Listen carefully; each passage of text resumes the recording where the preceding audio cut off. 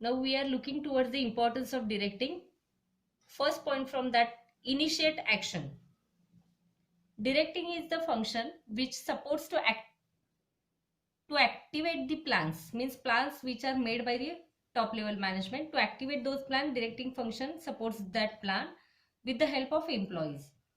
Every action is initiated through timely direction, means whenever the direction is required, direction is required by any manager for the subordinates, that time the proper direction should be shown by the director or the manager to the employee or the subordinate is must.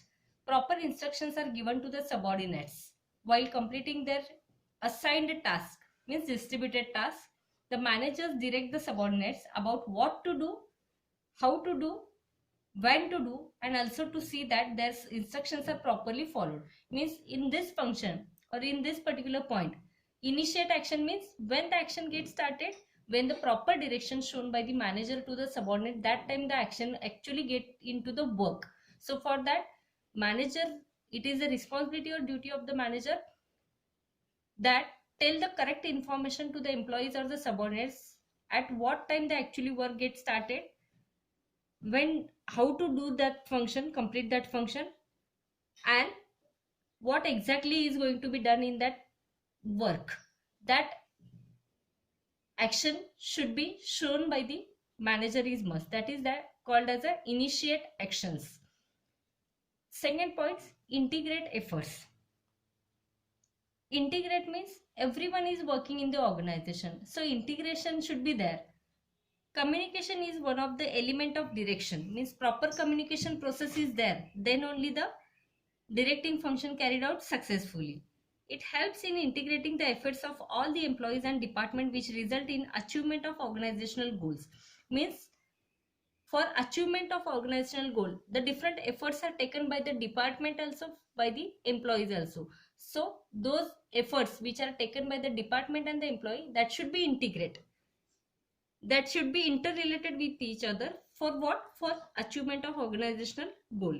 Integration of efforts is possible through pervasive leadership or pervasive leadership. Means what? If the leader is good one, smart one, intelligent one, he can show the correct path, and for that he should be make new innovative ideas in his planning or while showing the path, then only the integration can be possible.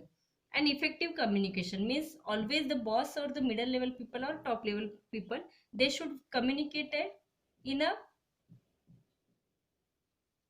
well manner to the subordinates is must towards the accomplishment of organizational goals. Then only the integration of efforts can be possible. Now third point, means of motivation. Means of motivation means what? We can say for means, different type of ways are there by which the people of organization, means middle level or the top level, they can motivate the lower level employees or subordinates by using the different means of motivation. Means ways. For that we can say financial incentives should be also provided and non-financial incentives. Now what is mean by financial incentives or means? By giving the extra salary, overtime pay to the subordinates who are working more than the hours given for them. And non-financial incentives means for giving the promotion chances by arranging the training programs for them, campus interview for them. These type of non-financial incentives are also should be there for motivating the employee. So these are called as a means of a motivation. A manager identifies the potential and abilities of its subordinates. So for motivating the people, the manager duty is that he should must recognize the potential and abilities which is available in his subordinate. He also motivates them by offering them financial and non-financial incentives to improve their performance. It boosts the morale of subordinates. Now boost means the morale of employees, the inspiration of employees can be increased with the help of the different type of motivational techniques. Provide stability. Now stability means the organization should be continued for a longer time. So stability plays a significant role in the growth and survival of organization. Effective leadership communication, supervision and motivation, develop cooperation and commitment among the employees. So stability is possible in the organization only because of effective leadership.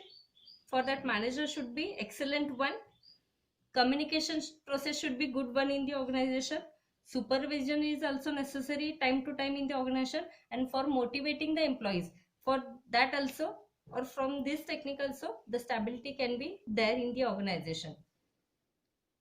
It provides stability and creates a balance among the various department and groups. So for adopting these all techniques, motivating, effective leadership, communication process, supervision, motivation, cooperation, commitment towards the job or the task, these all create balance among the different department also, different employees also.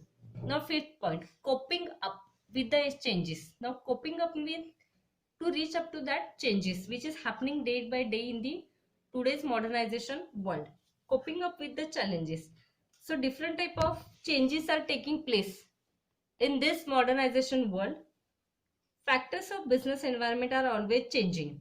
So business environmental factors, external factors are also there and internal factors are also there. So these factors are changing day by day in this world. Adopting the environmental changes is necessary for the growth of organization. So whatever changes are taking place in this world, that should be adopted by the business. For that, the organization should study the detail or conduct the detailed study about the changes which is taking place in this world for organizational growth. With the help of motivation, proper communication and leadership, the employees can clearly understand the nature of change and also positive outcome of adopting to the change. So with the help of proper guidance, proper communication, effective leadership, the employees also easily come to know what is changing or which changes are taking place, and according to that how they are going to work. This type of particular guidance they are taking by the manager, by their superior, and accordingly they are working in the organization, and by which they are showing their positive result, positive outcome of that change in the organization. For example, e-filing. Nowadays different type of computers, laptops are using in the organization. So these type of whatever data related or data is there in the organization, that should be maintained in a e-filing, or we can say use of robots at a workplace. So in this COVID pandemic era, we are always observing that different type of scientists are searching the different robots which are useful for giving the services to the COVID patients. So these type of changes also adopted by the different hospitals which are affordable for them.